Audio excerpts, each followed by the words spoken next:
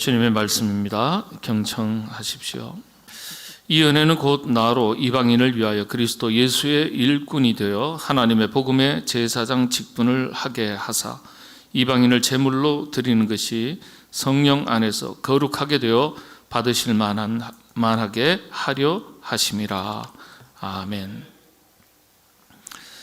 조금 전에 교회 소식 전할 때 제가 말씀을 드렸습니다마는 이번 선교대회 남아시아 선교대회 총회에서 주관하는 권역별로 선교대회가 있는데요.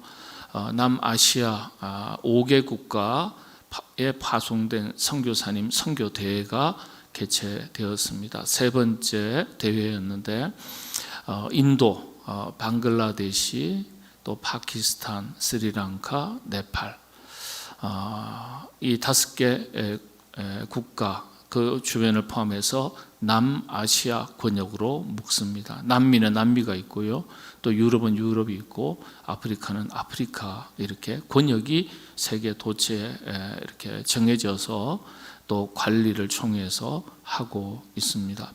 이번에 남아시아 권역대회에 제가 또 집회 설교 강사로 또 청함을 받아서 제가 다녀왔는데요. 참 이 한국 교회가 잘 돌아보지 않고 돌보지 않고 또 가보지도 않는 곳이 이 남아시아 권역이더라고요. 단기 선교도 안 가요. 가난하고 어렵고, 특히 인도 같은 경우는요, 우리는 인도에서는 또 선교를 잘 할 수 있지 않을까 이 생각을 하시는데 그렇지 않습니다. 한인교회를 돌보는 것은 괜찮지만은 현지인들에게 복음을 전하면 무조건 추방입니다. 그래서 우리 교단에서 많은 선교사님들이 이미 추방을 당했습니다. 언제 추방을 당할지 모르는 그런 극도의 불안한 가운데 숨죽여서 한인교회를 돌보는 분도 계시고, 또 조용하게 현지인들에게 복음을 전하는 선교사님들도 계셨습니다.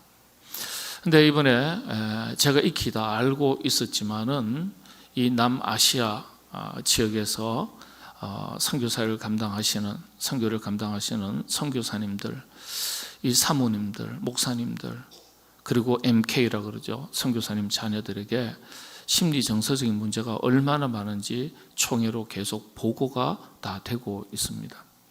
많은 선교사님들, 그리고 그보다 더 많은 숫자의 사모님들이 공황장애, 우울증에 시달리고요. 그리고 자녀들까지 인종차별, 현지 언어, 문화 적응, 여러 가지 그곳에서 자라면서 또 자기 정체성에 대해서 혼란을 겪으면서 심각한 심리장애를 겪고 있는 것을 이번에 역시 보게 되었습니다. 제가 이번에 갔더니요, 한 33년 만에 만난 대학원 동기도 선교사님이 계셨고, 또 20몇 년 만에 만난 제 후배 선교사님도 만났습니다. 그곳에 있는 줄도 몰랐습니다. 여러 가지 순서를 진행하는 가운데 잠깐 쉬는 시간에 이제 제 후배 목사님과 선교사님과 사모님이 오셔서 이런저런 얘기를 하다가 가정사를 듣게 되었습니다. 아들이 장가를 갔는데 세상에 3년 동안 우울증약, 공황장애 약을 먹고 있는 중이랍니다. 20몇 년 동안 있으면서 이제 자녀는 한국의 한동대학으로 보냈는데 그곳에서 한 자매를 만났는데 역시 선교사님 자녀입니다. 근데 아들이 결혼하겠다고 데려온 자매를 부모님 앞으로 데리고 왔는데 만났는데 이 사모님이 가만히 살펴보니까 왼손부터 오른손 이 팔뚝까지요, 웬 칼자국이 다 있는 거예요. 보니까 자해를 한 거예요. 결혼을 했는데 알고 보니까 이 자매 역시 3년 동안 우울증 그리고 공황장애 약을 지금도 먹고 있다는 거예요. 선교사님의 자녀들이 그래요. 큰아들만 그런 줄 알았는데 둘째 아들이요, 동일하게 공황 우울증, 심리장애를 겪는데 불안, 또 약을 먹는데 또 한 몇 년째 먹고 있다는 거예요. 이 아들이 이번에 곧 결혼한다 그래서 또 선교사님이 한국에 나온다 그래요. 후배 선교사님이. 근데 막내딸이 19살인데요. 그 현지에서 태어난 거예요. 나고 자랐는데. 큰아이, 둘째 아들, 셋째에게도 그런 현상이 나타날까 봐 막 노심초사하는 거예요. 이 후배 목사님이, 사모님이. 그래서 학교만 마치면 별일 없는지 묻고 끊임없이 대화하고 불안한 거예요. 그 딸아이를 봤습니다. 만났습니다. 근데 사모님이 그런 얘기를 쭉 목사님이 하시는 가운데 어느 날 사모님이 막 가슴이 답답하고 숨이 막 목이 조여오고 실신하게 되는 거예요. 너무 답답하고 너무 힘들고 하니까 낙심이 돼서 그런가 보다 했는데 왜 그런지 모르신 거예요. 보니까 공황장애인 거예요. 사모님 그 공황입니다. 공황장애입니다. 약만 먹어서 안 되는 거예요. 심리 상담 치료를 해야 돼요. 다. 이런 상황에서 선교사님들이 선교 사역을 하고 계시는데 한두 분이 아니에요. 열악한 조건에서. 제가 묵었던 호텔이 4만 원짜리거든요. 아주 좋은 호텔도 아니고 그냥 아주 나쁜 호텔은 아니고 중간치에서 그거보다 좀 아래 단계인데 그게도 너무너무 좋다는 거예요. 선교사님들이. 왜냐? 그보다 훨씬 더 열악한 조건에서 비위생적인 그런 상황 속에서 환경 속에서 선교 사역을 하니까 그런 선교사님들이 많이 계시고 제가 그런 약간 심리 상담에 대한 이야기를 하고 나니까요. 그 다음에 워크숍이 있어서 그런 얘기를 하니까 끝나고 나니까 이 선교사님, 저 선교사님 다 이걸 어떻게 하면 좋습니까? 그리고 여기서는 상담받을 수 없으니까 한국에 가면 어떻게 받겠는지, 그리고 인터넷으로는 받을 수 없습니까? 왜 그렇죠? 한국에 나올 수가 없으니까요. 현재는 그런 게 없으니까요. 인터넷으로 하더라도 적어도 7, 8만 원 한 번 1회 상담에 10만 원을 내야 돼요.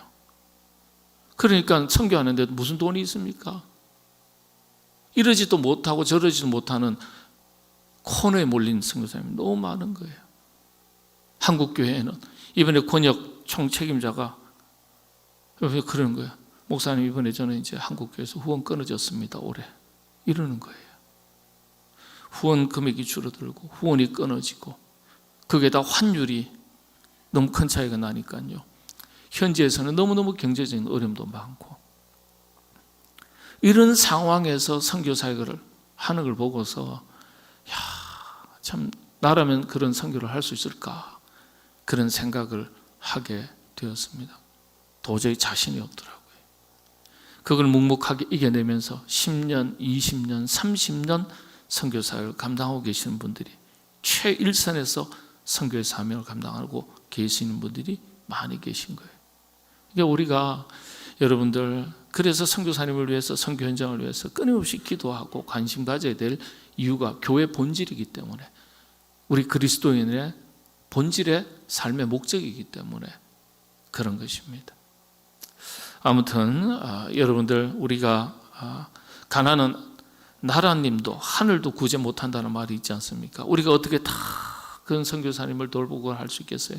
그러나 우리가 하나님께서 우리로 하여금 감당케 하신 선교사님들, 선교 현장 우리가 최선을 다해서 열심을 다해서 잘 감당하는 것이 정말 중요하다. 그리고 역신합니다. 남아시아 권역, 유럽, 아프리카, 남미, 서양 선교사님들은 거의 다 떠났습니다. 우리 한국 선교사님이 지금 대부분의 선교사를 감당하고 있어요. 여러분들 그래서 저는 한국 교회가 우리 한국이 점점 잘 사는 나라, 경제적으로 부강한 나라가 되는 건 참 좋은 일이고 이 한국의 문화가 전 세계에 뻗어나가는 건 대단히 중요한 일이라 생각합니다. 왜냐?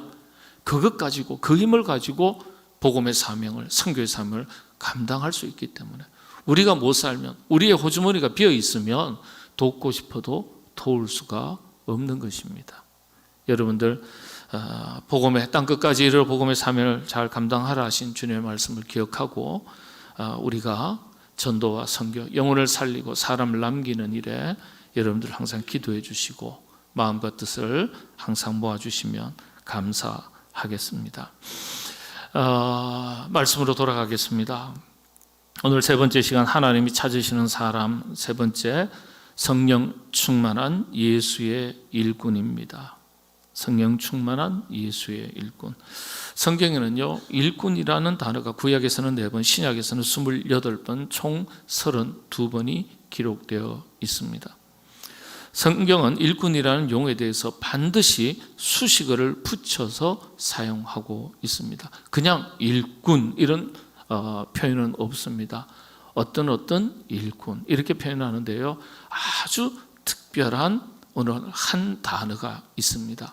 제가 아마 처음 들어보실 겁니다. 제가 말씀을 드리겠습니다. 성경에는 다양한 일꾼 수식을 붙여서 그렇게 표현하는데 32번이 있다고 말씀드렸는데, 오늘 본문 말씀 15장, 로마서 15장 16절, 예수 그리스도의 일꾼, 이 표현입니다. 예수 그리스도의 일꾼. 여러분, 예수의 일꾼, 소유격이죠. 다시 말하면 소속이 분명해야 되죠. 누구의 사람인가? 누구의 사람인가? 교회도 분명해야 돼요. 지체라는 말은요, 서로 다른 것을 말하죠. 서로 다르지만 연결되어 있는 것을 말합니다. 연결이 잘 되어 있어야 돼요. 그리스도의 몸된 지체, 여러분 다 지체예요. 근데 그리스도의 몸, 우리 교회죠. 우리 교회는 우리 교단의 큰 교회 공동체의 한 지체입니다. 자, 그런데 오늘 참 중요한 단어가 있어요. 성경에서는 일꾼이라는, 특히 신약에서는 일꾼이라는 단어를 엘가테스라고 다 기록이 되어 있어요. 헬라어로 엘가테스. 이건 어떤 뜻이냐면 그냥 노동자라는 뜻이에요. 수고하는 사람 이런 뜻이에요. 그런데 로마서 15장 16절에만 다르게 기록되어 있어요. 신약 성경 28번 한글 성경에 일꾼이라고 번역되어 있는 용어 중에서 유일하게 로마서에 있는 한글 성경에는 똑같이 일꾼이라고 번역되어 있어요. 그런데 원어에서는 로마서 15장 16절에 이 구절에만 다른 언어를 사용하고 있습니다. 레이툴고스라는 단어를 썼어요. 다른 곳은 전부 다 엘가테스인데 로마서 15장 16절만 레이툴고스라는 단어를 썼어요. 예수 그리스도의 일꾼. 그러니까 로마서에 기록된 이 일꾼이라는 단어가 오늘 본문에 기록된 일꾼이라는 단어가 아주 특별한 단어예요. 이게 무슨 뜻일까요? 엘가테스라는 다른 용어들은 전부 다 노동자, 수고하는 사람 이런 뜻이라고 말씀드렸잖아요. 그런데 이 레이툴고스라는 단어는 은혜를 베푸는 사람 이런 뜻입니다. 은혜를 베푸는 사람. 일꾼인데 그냥 은혜를 베푸는 사람 이렇게 풀어서 써도 될 텐데 일꾼이라고 했어요. 일꾼은 어떤 사람이라고요? 하나님의 은혜를 받은 사람이 아니에요. 받는 것은 물론이고요. 받은 은혜들을 어떻게 해요? 베풀고 나누는 사람. 받은 바 은혜를 베푸는 사람, 나누는 사람, 그 사람이 예수의 일꾼이라는 거예요. 레이툴고스. 참 의미 있는 단어죠. 그래서 여러분, 신앙생활 할 때 인색한 사람은 일꾼 못 됩니다. 우리가 나누고 베풀고 섬긴다 그러면 물질적인 것만 생각하는데 그게 아니죠. 말 한마디라도, 얼굴 표정 하나라도, 마음 씀씀이라도. 여러분들, 인색한 사람은 예수 잘 못 믿는 거예요. 왜냐? 받은 은혜를 잘 베푸는 사람이 레이툴고스, 성경은 분명히 예수의 일꾼이라고 로마서에 기록하고 있거든요. 로마서는 교리서입니다. 성경 전체에 대한 내용을 핵심을 요약한 거예요. 갈라디아서, 로마서입니다. 두 가지를 교리서라 그러거든요. 저와 여러분, 우리가 다 하나님의 부르심을 받은 제자요 일꾼이라고 말하는데, 진짜 일꾼은 뭐예요? 단순히 노동, 수고하는 사람이 아니라는 거예요. 진짜 영적인 의미에서는 어떤 사람이라는 거예요? 받은 바 은혜를 잘 베푸는 그 사람이 진짜 일꾼이라는 거예요. 사랑을 베풀고. 그러니까 교회에서는요, 일꾼은 잘 베푸는 사람. 또 다른 표현을 쓴다면은 그리스도의 몸에 잘 연결되어 있는 지체니까요, 섬김의 자리가 분명한 성도. 그래서 우리가 새가족이 오면은요, 그리고 많은 분들이 1년, 2년, 3년 이렇게 신앙생활을 하면서도 이분이 진짜 우리 교회의 지체로서 적응과 정착이 되고 완전히 연결되어 있느냐, 모든 목사님들은 다 공통점입니다. 우리 목사들은 그렇게 얘기합니다. 봉사의 자리에 딱 섰을 때, 뿌리를 내렸을 때 일단 우리 교회에 연결되어 있고 또 성도로서의 삶이 시작되었다, 그렇게 판단합니다. 적응하고 정착했다. 다 깊이의 단계는 조금씩 다르겠지만은 봉사의 자리, 섬김의 자리가 있냐 없냐를 가지고 제대로 정착했다 못했다로 판단합니다. 뿌리를 내렸냐 못 내렸냐를 그것으로 판단합니다. 그러니까 여러분들, 예수 그리스도의 일꾼, 자, 여기에 오늘 성령 충만한 예수의 일꾼이지만은 그리스도 예수의 일꾼, 로마서의 말씀을 빌면 그렇죠. 여러분들, 그리스도 몸된 지체에 잘 연결되어 있다는 것, 자기 자신의 섬김의 자리가 있다는, 섬김의 일꾼이 되는 것, 그것이 바로 그리스도 예수의 일꾼입니다. 여러분들, 그런 다 일꾼 되시기를 바랍니다. 대체로 이제 28번의 이 수식어를 보면 한 13가지로 요약이 되는데, 제가 조금씩 설명을 드리겠습니다. 그 다음에 사도행전 6장 5절에 보면 성령이 충만한 일꾼, 성령이 충만한 일꾼, 이렇게 기록되어 있습니다. 충만하다, 플레도라는 단어를 썼는데, 이게 어떤 것이냐 하면요, 가득 채워져 있다. 다른 의미로, 이제 영적인 의미로 풀어서 설명드리면요, 꽉 채워져 있으니까 충만한 것, 영적인 힘이 있다, 이런 뜻입니다. 영적인 힘이 있다. 여러분, 힘이 있어야 일할 수 있는 것 아니겠습니까? 그런데 영적인 힘이 있어야 된다는 거예요. 힘이 있어야 일을 할 수 있는데 영적인 힘이 있어야 된다는 거예요. 그러니까 영적인 기준이 참 중요해요. 육체적인 기준에서 많이 배웠어요. 재능이 있어요. 가진 것도 많아요. 시간도 넉넉해요. 그래서 섬길 수 있어요. 그런데 그런 기준도 참 중요하지만 진짜 기준은 영적인 기준이란 거예요. 영적인 힘이 있어야 된다는 거예요. 그렇지 않으면요, 육체적인 생각, 육체적인 어떤 세상적인 경험들, 세상적인 기준을 가지고 일하게 되죠. 그것이 영적인 힘인 줄 알고 착각해요. 그러면요, 결국 영적인 것과 육적인 것이 충돌하게 됩니다. 교회는 영적인 힘이 있어야 돼요. 그 영적인 힘이 있어야 영적인 열매를 맺을 수 있어요. 영적인 힘. 영적인 힘이 성령이 충만한 일꾼. 참 설명드릴 게 많지만은 한번 생각해 보시죠. 여러분들이 쭉 제가 이런 일꾼 이렇게 말씀을 드릴 때 나는 이 기준에 공표, 합격인가? 아니면 아직은 잘 모르겠네요. 세모인가? 아니면 X표. 나는 미달이네. 한번 스스로 한번 생각해 보시죠. 성령이 충만한 일꾼, 영적인 힘이 있는 여러분 다 되시기를 바랍니다. 영적인 힘이 있어야지 세상에서 수많은 도전으로부터 시련으로부터 그걸 이겨내요. 그렇지 않으면요, 육신의 힘을 가지고 영적인 도전을 이겨내려니까 이길 수가 없는 거예요. 영적인 힘이 없으니까. 자, 그 다음으로 신실한 일꾼, 골로새서 1장 7절에 기록되어 있는 말씀, 피스토스, 믿을만하다. 신뢰감을 말합니다. 뭘 하나 맡겨도 믿을만해. 그렇지 않습니까? 우리 장로님 오늘 기도하셨는데 직원들이 얼마나 많아요. 그 직원들 다 믿을만한가요? 어디 가셨죠?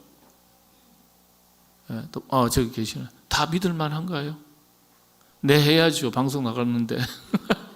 그거 듣다가 혹시 직원이 우리 목사님 나 못 믿는구나. 우리 사장님 나 못 믿는구나. 우리 아버지 우리 어머니 나 못 믿는구나. 이러면은 또 이게 또 마음이 힘들어지잖아요. 근데 사람이라는 게 우리가 그렇지 않습니까? 다 보면 참 믿음이 가는 사람이 있어요. 뭘 일을 맡겨도 걱정이 안 되는 사람이 있어요. 그렇지 않습니까? 목사니까 장로님들에게 일을 맡긴다든지 역할 분도 맡겨놓고 신경 안 써도 돼요. 맡겨놓고 또 실수하시면 어떡하지? 뭐 안 되면 어떡하지? 이거 머리 아파. 우리 교회가 그렇다는 게 아니고요. 이렇게 얘기해야죠. 그렇지 않습니까? 자식도요. 부모의 입장에서는 믿음이 가는 자식이 있어요. 다 사랑하지만은 뭘 하나 시켜도 딱 맡기면은 걱정이 안 되는 자녀가 있어요.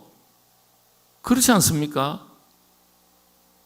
신실한 일꾼, 피스토스. 우리 신실하다 그러면 성실한 일꾼이라고 생각하는데 원문의 의미는 신실하다, 믿을 만하다, 신뢰감 있는 일꾼을 말합니다. 말과 행위가 일치해야 되고 앞과 뒤가 같아야 되고, 여러분들 하나님 앞에서나 사람들 앞에서 정말 믿음직한, 정말 믿음이 가는 신실한 일꾼 다 되시기를 바랍니다. 그 다음에 에베소서 6장 21절에 보면은 진실한 일꾼 그랬습니다. 진실한 일꾼. 에베소서 6장 21절. 엘리크리네이아. 크리넥스 들어보셨죠? 크리넥스. 깨끗하다, 불순물이 없다, 이런 뜻입니다. 에일리, 여기에서 나온 말이에요. 또 물건을 가지고 이야기할 땐 진품입니다. 여러분, 좋은 가방, 진품인지 가품인지 가짜가 진짜 같은 세상 아닙니까? 물건이든 사람이든 가짜가 진짜 같은 세상입니다. 진짜인지 가짜인지 언제 알아요? 가방이 이게 뭔가 명품이래요. 브랜드가 있는. 이게 진짜인지 가짜인지 언제 알 수 있어요? 비 오면요? 비 오면 이 가방 갖고 우산이 없을 때는 어떻게 이렇게 막아요? 가짜니까. 비 맞아도 된다 이거예요. 진짜면요? 말이니까 그냥 해보죠. 여러분 핸드백 좋아하시잖아요. 여성들은. 핸드백이 500만 원, 1000만 원, 얼마짜리 할까요? 한 1000만 원? 한 1000만 원 하죠, 그러면. 1000만 원짜리를 가다가 난데없이 소나기가 떨어지네요. 어떻게 하실래요? 1000만 원짜리 가방 탁 이렇게 우산 대신 쓰고 가실 수 있겠어요? 그렇게 안 하죠. 품에 안고. 비 맞으면 안 되니까. 이건 진품이에요. 가품은 머리에 쓰는 거예요. 일꾼도 그런 일꾼이 혹 있지 않을까? 그럴 수 있죠. 진품, 에일리크리네이아. 불순물이 없고 아주 성실하고 순수한 사람. 이걸 가리킬 때 사용하는 단어입니다. 하나님께서 찾으시는 사람, 일꾼 중에서 이런 일꾼 찾으신다는 거예요. 우리가 완벽하고 완전할 수는 없습니다. 허점 투성이고 부족한 그 투성이지만은 자기 자신의 현존을 알고서 끊임없이 자기를 성장시켜 나가고 성숙하게 나갈 수 있도록 애쓰는 것, 그런 일꾼을 찾으시는 거죠. 여러분들 그런 진실한 일꾼들 다 되시기를 바랍니다. 그 다음에 우리 로마서 12장 11절에 보면 부지런한 일꾼, 뭐 두말할 거 없죠. 이 말은 무슨 뜻입니까? 영적 게으름을 경계하라. 성경은요, 게으른 것을 악한 것이라고 규정하고 있습니다. 이런 말이 있습니다. 똑똑한 것이 부지런한 것을 이기지 못한다. 그런 말이 있습니다. 똑똑한 것이 부지런한 것을 이기지 못한다. 하나님께서는요, 주님께서는요, 부지런한 일꾼을 찾으시는 거예요. 우리는 어떤 결과를 가지고 평가하는데 하나님의 결과 이전에 과정을 가지고 평가하시는 거죠. 성실하게 부지런한 것.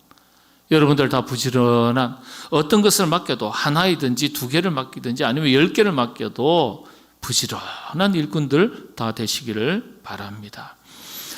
마태복음 9장 38절에는요, 추수할 일꾼이라는 표현이 있습니다. 복음 전도의 열매를 말합니다. 여러분들, 우리가 신앙생활 평생을 하는데 사람을 살리는 경험이 없다면 이건 실패한 일꾼이에요. 우리가 일꾼으로서 많은 일들을 감당하지만은 가장 귀하고 복된 일은 무엇입니까? 사람 살리는 일에 우리가 다 부름받은 거잖아요. 영혼을 구원하는 일에 다 우리가 부름받았지 않습니까? 그러니까 영혼 구원의 열매가 나에게 있어야 되는 거예요. 평생을 신앙생활을 하면서 교회에서도 열심히 일하시고 그리스도인으로서 사회생활도 열심히 하시는데 영혼 구원에 대한 열매가 없다. 깊이 생각하셔야 돼. 최종의 우리의 목표인데, 그리스도인의 삶의 본질인데, 목표인데, 그래서 추수할 일꾼, 주님 앞에 드릴 열매가 있는가? 우리가 이제 다다음 주는 우리 맥주 감사주일이라 그러잖아요. 우리가 영혼 구원을 통해서 영혼 구원의 열매도 있지만은 우리 자신이 하나님 앞에 드려지는 귀한 열매가 될 수 있어야 돼요. 우리 자신이 열매거든요. 나는 하나님께서 기뻐 받으시는, 사람의 입장에서는 이거 먹을 만한 과일이 되느냐, 탐스러운 과일이 되느냐. 하나님께서 열매로 평가하실 때 과연 하나님은 나를 어떤 열매로 보실까? 여러분들, 정말 하나님께서 기뻐하시는 귀한 열매와 같은 일꾼들 다 되시기를 바랍니다. 그 다음에 이제 로마서 16장 1절에 보면은 교회의 일꾼, 이런 표현이 있습니다. 에클레시아, 코이노니아. 교회를 표현하는 헬라어의 두 단어죠. 에클레시아, 코이노니아입니다. 공동체 일꾼이라는 뜻이에요. 예. 교회 유익을 위해서 존재하고 일하는 일꾼을 강조하는 걸 말합니다. 그러니까 사람이 교회 안에서 이 에클레시아, 교회 일꾼은요, 몸과 지체로서 잘 연결되어 있고 지체와 지체로서 잘 연결되어 있는 걸 말합니다. 교회의 유익이 되어야 돼요. 좋은 관계를 통해서. 교회의 일꾼이라고 그랬어요. 일꾼은요, 종으로서, 지체로서 몸에 대해서 유익이 돼야 돼요. 몸에. 우리 교회에 나는 유익이 있는 교인이니까, 그게 일꾼이니까요. 나는 얼만큼의 유익이 되는 일꾼일까? 아니면 손님처럼 왔다가 갔다가 그냥 예배만 참석하고 사라지는 일꾼일까? 아니면 어떤 것으로든지 나는 교회에, 그리스도의 몸인 우리 공동체에 유익이 되는 그런 역할을 감당하는 일꾼일까? 한번 생각해 보십시오. 아무런 유익이 없다면 어떻습니까? 있어도 그만이고 없어도 그만이죠. 그런 일꾼이 있을 수 있다는 거예요. 여러분들은 다 교회에 큰 유익이 되는 교회 일꾼들 다 되시기를 바랍니다. 고린도후서 3장 6절에 보면 언약의 일꾼이라고 되어 있습니다. 디아데케, 디아데케. 맡은 것에 충성을 다하는 일꾼에게 사용하는 용어입니다. 언약의 일꾼. 여기에 참 중요한 게 있어요. 언약의 일꾼.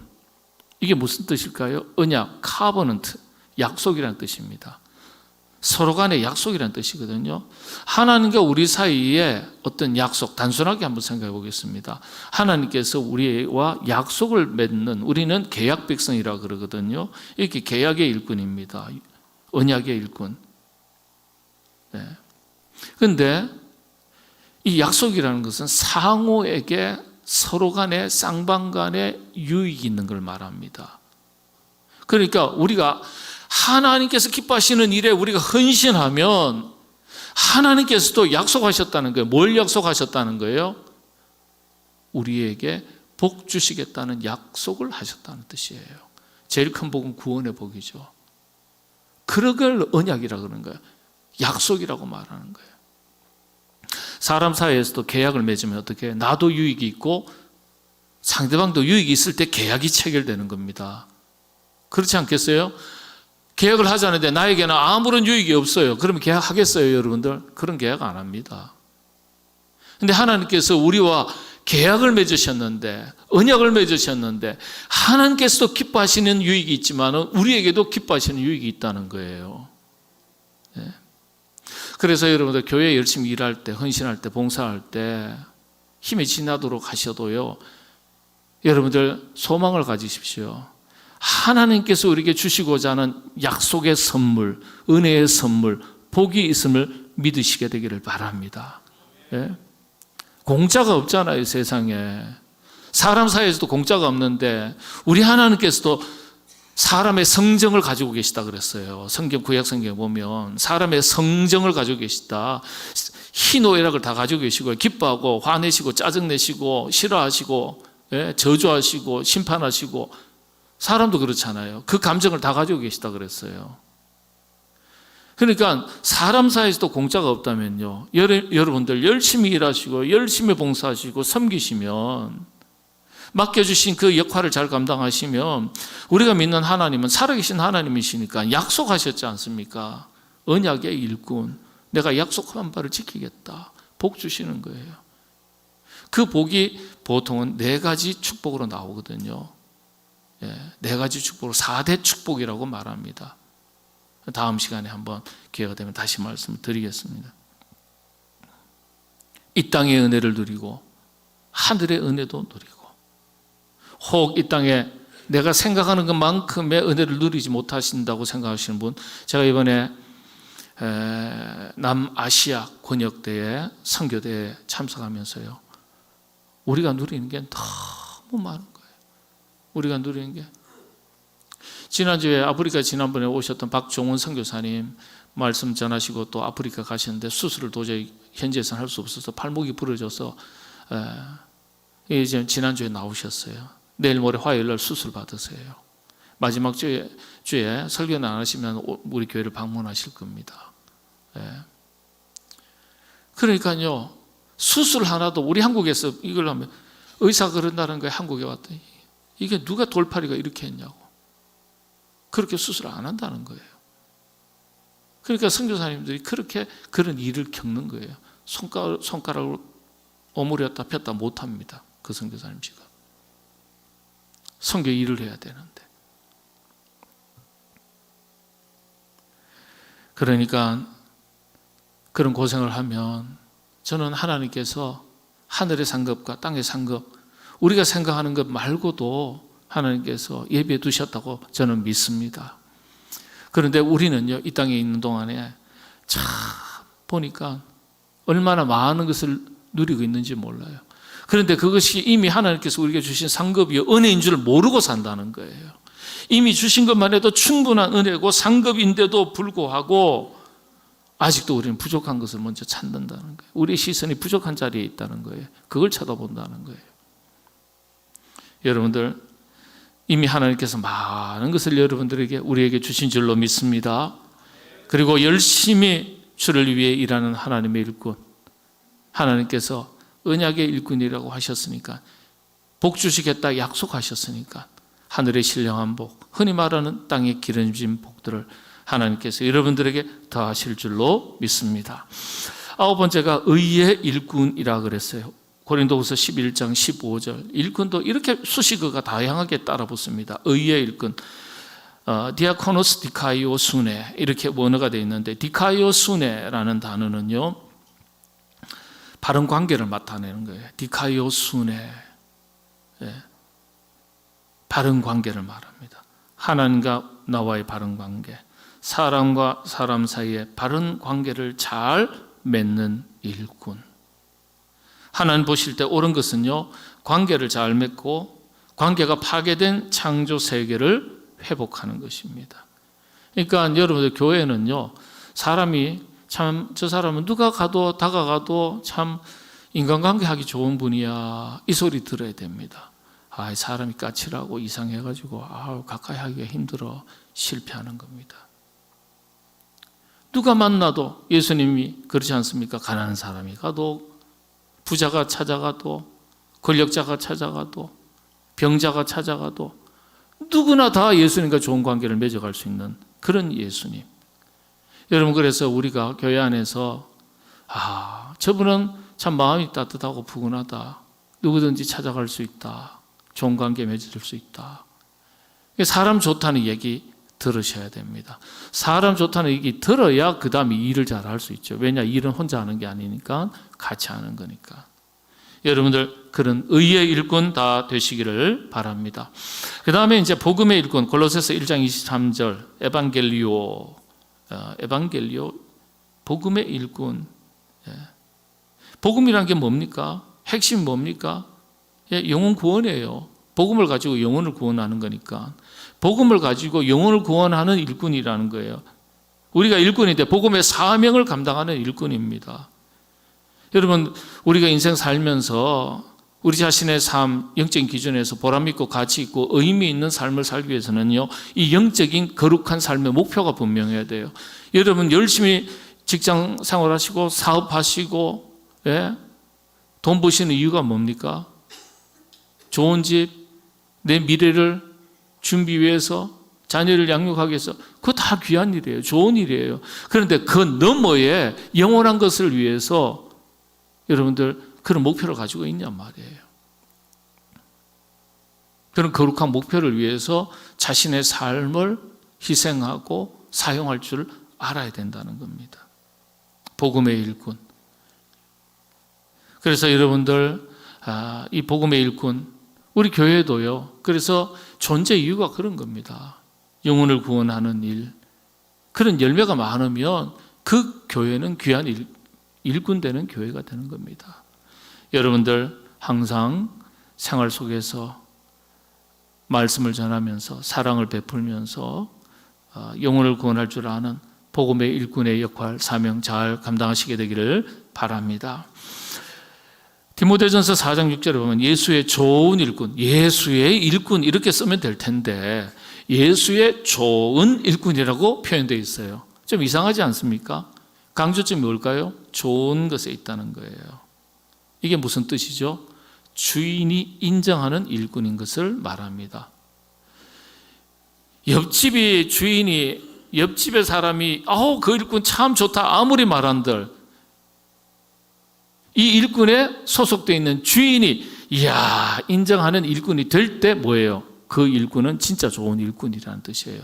세상 사람들에게 인정받습니다. 좋은 사람이다, 멋진 사람이다, 훌륭한 사람이다, 능력 있는 사람이다, 탁월한 사람이다, 다 세상이 인정해요. 그런데 하나님 보실 때는 주인이 인정을 안 해요.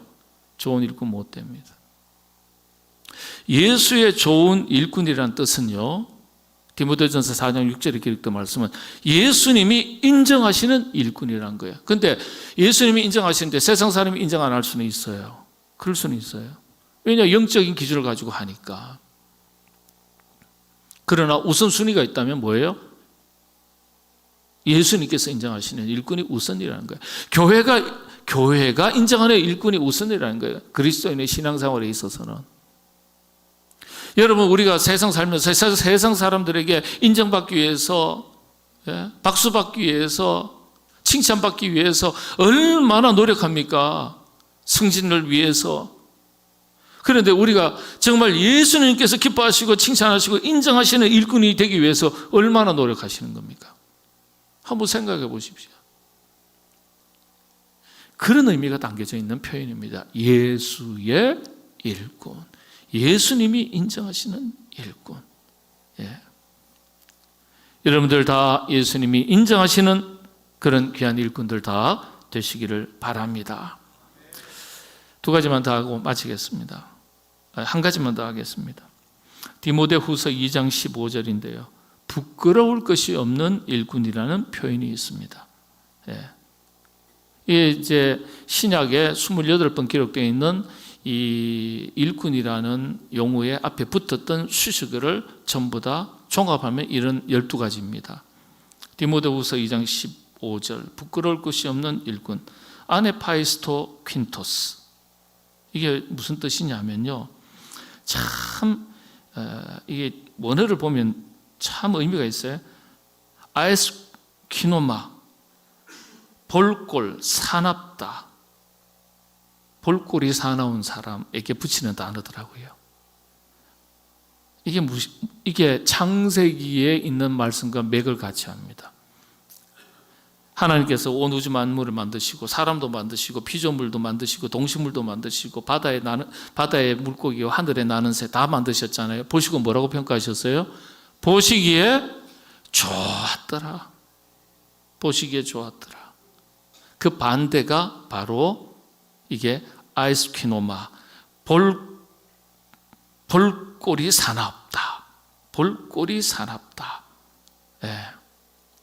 요다는 거예요. 부끄러운 게 그런 거예요. 꼴보기 사납다는 거예요. 아름답지 않다는 거예요. 보시기에 좋은 게 아니라는 거예요. 보기에 좋은 게 아니라는 거예요. 그러니까 하나님께서 보실 때 보시기에 좋은, 야, 참 좋은데, 선한데, 그렇게 일컬을 수 있는, 일컬음을 받는 일꾼이 되라는 뜻입니다. 여러분, 보기가 좋으면요, 자랑해요. 그렇지 않습니까? 열매도 예쁘고 물건도 기가 막히게 잘 만든 건요, 자랑합니다. 자랑할 것이 있는 일꾼이라는 뜻입니다. 이게 열심히 잘 섬기면요, 저는요 다른 교회 가면 목사님들한테 자랑합니다. 우리 교회 이런 권사님 있는데, 우리 교회 이런 장로님 있는데, 야, 참 요즘 이런 장로님 어디 있냐, 이런 집사님 어디 있냐, 이런 권사님 어디 있냐, 자랑합니다. 보기 좋으니까요. 보기 좋은 건 자랑이에요. 보기 싫은 건 감추는 거예요. 그렇지 않습니까? 바로 부끄러울 것이 없는 일꾼, 아네파이스퀸토스라는 단어가 그런 뜻입니다. 하나님께서 많은 사람들 앞에서 드러내고 자랑하고 싶은 거예요. 너무 보시기에 좋으니까요. 여러분들 그런 부끄러울 것이 없는, 자랑할 것이 많은 그런 하나님의 일꾼들 다 되시기를 바랍니다. 여러분, 우리는 다 일꾼입니다. 이와 같은 영적인 기준을 가지시고 이런 일꾼 되기 위해서 힘쓰시고 애쓰시고 귀한 열매 많이 맺는 여러분들 다 되시기를 바랍니다. 기도하겠습니다. 하나님, 저희들을 제자로 부르시고 일꾼 되게 하셨는데 주님 앞에 우리는 어떤 일꾼인지, 과연 주님께서, 우리 하나님께서 찾으시는 그와 같은 일꾼인지 오늘 말씀을 통해서 살펴보았습니다. 원하옵기는 주님께서 찾으시고 만나시고 또 귀한 일들을 맡기시기를 기뻐하시는 하나님의 기쁨되는 일꾼들 다 되게 하여 주시옵소서.